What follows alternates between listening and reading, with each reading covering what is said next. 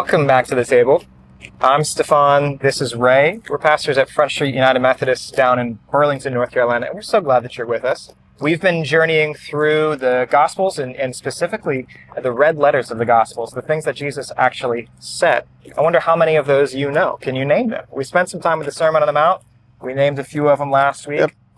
But this week, we're challenged with something a little bit different. I think the last couple of weeks, Ray, as we've been doing the red letters, we've dealt with some common enough language that anybody can engage with. Kingdom of God at the beginning. Right. Then Sermon on the Mount. We know what those words are, even if we didn't grow up in a Christian faith. Right. We've heard them. This next one for week 3 is a word that we don't really use all that often.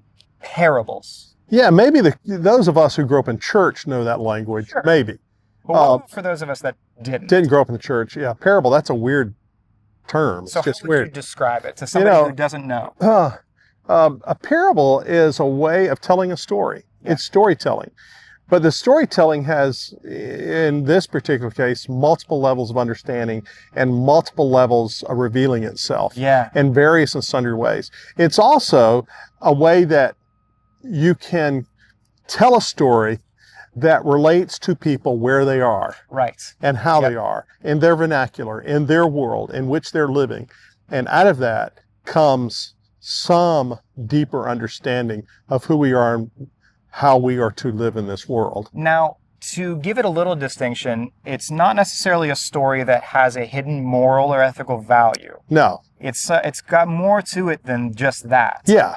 In fact, many parables, especially the ones that Jesus told, are told in such a way that as they are retold through history, they have deeper meaning, or they have a different meaning, or they're nuanced and they challenge you in strange ways. Yeah, they speak into, it seems to me, every society, every culture there is. They are just that deep, that broad, and they're not some sort of mythical, nice little teaching moment. Nothing wrong with that. But they also are that story that's catchy enough, that it is understandable and retellable enough that you'll continue sharing it with others. Continue to share it. That's exactly right. And so that's what we're dealing with this week is, how did Jesus do that? Yeah. What were his parables? The other thing we discovered in his parables, there's always seems to be a turn. Mm-hmm. There always seems to be, it turns, at least the audience which he was speaking to, it would often turn their way of thinking upside down. They thought the story was going in one direction. Yes. And there's a twist at the end. So, you mean the tax collector's the good guy? Yeah, that's right. You know, or the master in that story wasn't the good guy. Yeah. No, he's the bad guy. So it really turns things. And I think as he's telling these parables, he's also helping us understand, look, everything isn't the way you think it should be, want to be. My kingdom, my purpose is different. I want to teach you, and this is how I can do it. I'm going to teach you in parables and stories so you remember it, so you know it, right where you are. You know, the parable of the talents. You can go right on through the lampstands, everything. So wait, what? So there's many that he uses, and it's a great teaching tool. Yeah. That still lives today. And we're still, even 2,000 years later, when you read the parables, it's amazing to me how often I can read one like, or a theologian has put another light on it. You're like, what? Yeah. Who ever thought of that? It's absolutely amazing. So it's continued to reveal itself, which in my mind, he's the reason he's the greatest storyteller of all the face of the earth. So I think what Jesus is asking us to do, because they're stories, they have a deeper meaning, all of these. But Jesus is asking us to do something from these stories. These stories are meant to cause change. Change in our lives, yes. There's no doubt. Every parable is asking us either individually or communally or both to make changes. It's a bit of a story we want you to hear. Why don't you take a quick turn? That way you can be ready for it.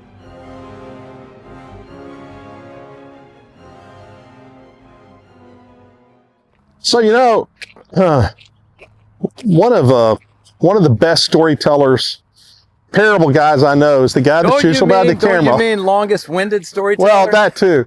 He can do a story as long as Jesus' Sermon on the Mount if he wants to. But Jay Helms and I have been friends for 3 decades, I guess, and one of the best storytellers that I know. And as we're here at the museum, we love this tree. Yes. And you said this tree reminded you of one of our favorite stories by a Christian author that lived a while back. So there's a guy who lived in England, who wrote stories to his son who was fighting in a war, and who had lived through one of England's worst wars himself, and had lost a bunch of friends that he deeply loved. Right. So he had a capacity for stories that went really, really deep into places where he understood hope in a different way. Yeah, I will add, they were entertaining. Oh yeah, right. Very entertaining, but also there was this deeper message. So he said he was friends with C.S. Lewis, and C.S. Lewis got wind of these stories. This story he was putting together for his son, and made him keep writing and made him publish it, which became the Lord of the Rings, and so Lewis, Tolkien said that his stories were not spiritual allegories. No, but he said what they were. But his worldview and his understanding of life and relationships and love and death was so thoroughly reflected, engaged, part of. Yeah, he it's a couldn't biblical escape story, it. right? So that's who he was. You're going to see it in everything I write. Right. So this thing is one of those. So ever since the first time I saw it, it's silver. But in my mind, it comes from this story written by this British Christian. We're not saying that is the reason, but as we see it, this is what it reminds us of. This is what our mind goes to. It's not necessarily what the artist intended, the sculptor, whatever intended, but we see it as this is called the White Tree of Gondor. So there's this. So the White Tree of Gondor is this tree at the top of this once magnificent kingdom. Right, beautiful Eden. When you think of the Eden, it was the wonderful epitome of humans treating each other right.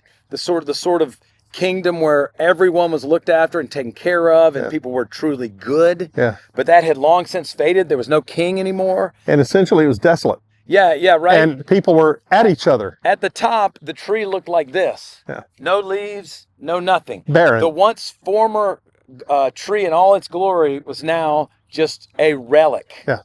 A relic, like it was a remnant. It was just it was a reminder of that what we're not was in the past, right? Yeah, It's totally, completely a reminder of what was, and so there's a key point when pretty much all hope is lost in the story. It's an amazing, intense story. It is, and the tree blooms, and just the tiniest place. But it's a switch story, right? Like that thing turns out it's alive. And I like to think like that's a great story and a great parable. And it does mirror like the arrival of Jesus. Yes. You know what I mean? Go ahead. Or resurrection. It's a pivotal point in the whole story. If you watch the movie, you really catch it. We've had so many conversations about like, as we get older, what we're more amazed with is Jesus' storytelling ability. Yeah, it's just incredible. I mean, there's been another like him. We're standing here we're telling his stories. Yes. On top of story, on top of additional stories. It's amazing. We're just telling a story where he's like, hey, some guy's throwing out mustard seed or whatever. You know, this guy's throwing out seeds, whatever. Or, Kingdom of God's like a mustard seed. Yeah. We're telling those stories today. Go ahead. Today, I was going to say, a while back, you and I looked at a video. Oh, yes. About one of the greatest theologians today. I'd probably put N.T. Wright and probably our friend Will Willimon at the top of the food chain of theologians in our world today. But N.T. Wright was in an interview, and the guy interviewing was more of the scientific mind. Right. And he asked, Tom, can you put in for me the principles of God and Scripture and all of this in sort of scientific principle things? And N.T. Wright's response was incredible. You remember? And I've just been thinking, is it possible to apply that way of thinking, a philosophy of a field where you're looking to get fundamental principles, and apply that to the Bible? It depends what you mean by fundamental principles, of course. And I do think that when we're reading the Bible, certainly I as a Christian think that we are in touch with fundamental realities. The problem is it isn't a principle or a set of principles, it's a story, and it's an open-ended story. And whereas a musical symphony has 4 movements usually, I think the Bible has 5. It's more like a Shakespeare play.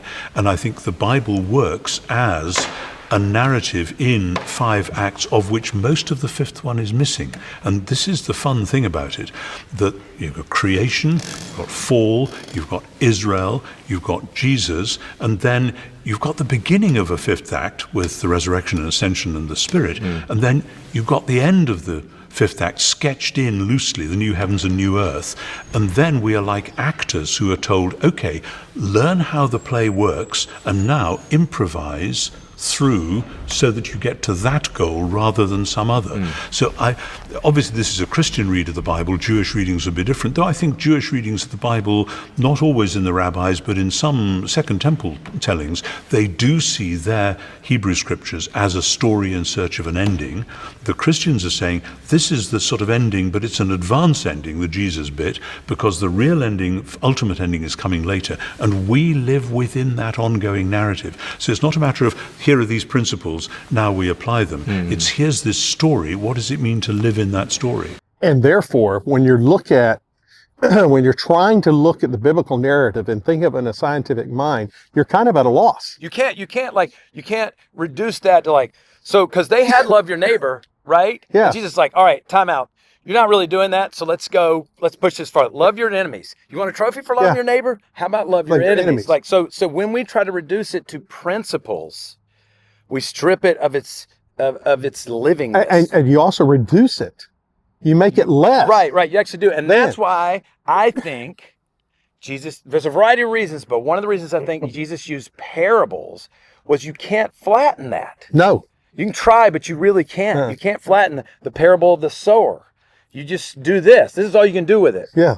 Well, and also, flatten I want to go back to the scientists. The other thing about the scientist is, I love science. I think about string And this theory. is a Christian scientist. This is a Christian science. So we love. There's nothing. Yeah, right. I think we should gain all the knowledge. Yeah, we need we're to know fans. how this We're world. fans. We're huge fans. I love it all.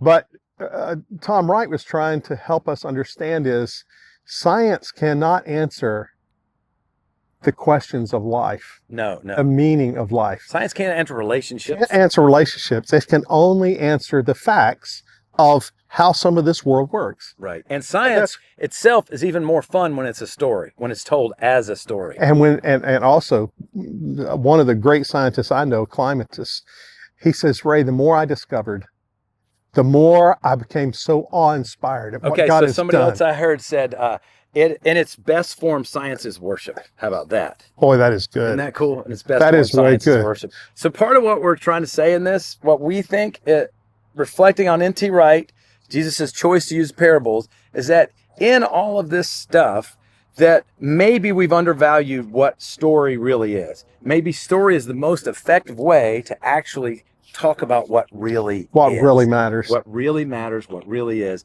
And that Jesus' choice of using parables, not only were they relatable, not only were they memorable, they also are like somehow alive in a way that communicates more truth than a principle. That's what right. I actually do. Yeah. Which makes me principle's now locked in. Yeah, right. What makes me now love that the Bible is a story is that it's caused me to change my understanding of story. Story isn't some sort of derivative version of what's real. No. It's actually intended to be an even more real version of what's real. It really is. It really gets to the core of reality. Did you ever try telling your sons just to do something and then they didn't do it? And then you told them a story and they're like, okay, I got it now. I got it now. Okay. Yeah. Haven't we all? Right? Yeah. Oh, okay. I get it. A story transforms. Yeah. Principles are just something you agree with or don't. Yeah. I mean, pardon me, but you know what I'm saying. Yeah, that's right. A story is transformational. And that's why I love that Jesus used parables.